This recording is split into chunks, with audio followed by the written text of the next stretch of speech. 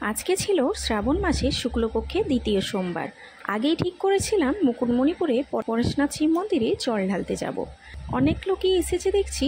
আর এই মন্দিরের অপোজিট সাইডে দেখলাম অনেকেই ড্যামের একটি ঘাট করেছে, যেখানে স্নান করে জল নিয়ে আসছে।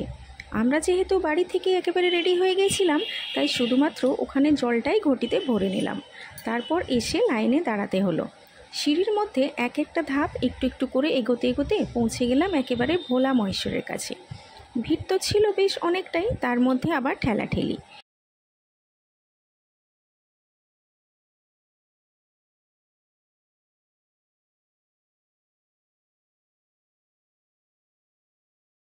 এই যে এই জায়গাটা থেকে সবাই বাবার স্নান জল নিচ্ছে। বাবার মন্দিরটি যেহেতু পাহাড়ের ওপরে অবস্থিত, তাই কিছু ধাপ সিঁড়ি উঠে ওপরে আসতে হবে। তবে সকলেই উঠতে পারবে।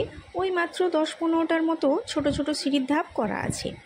আর এই ওপরে উঠলেই ড্যামের পুরো অংশের ভিউটা বেশ পরিলক্ষিত হয়। নিচে অনেক দোকানপাতি অবশ্য বসেছে, ঠাকুরের সমস্ত জিনিসপত্র এখান থেকেই অনেকে নিয়ে যাচ্ছে।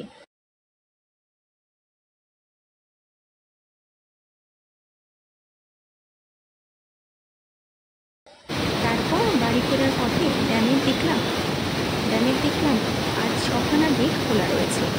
আর আগের বারের থেকে দেখছি একটু বেশি খুলে রেখেছে, তাই বেশ জোরালো ফোর্সেই বেরিয়ে আসছে জলটা।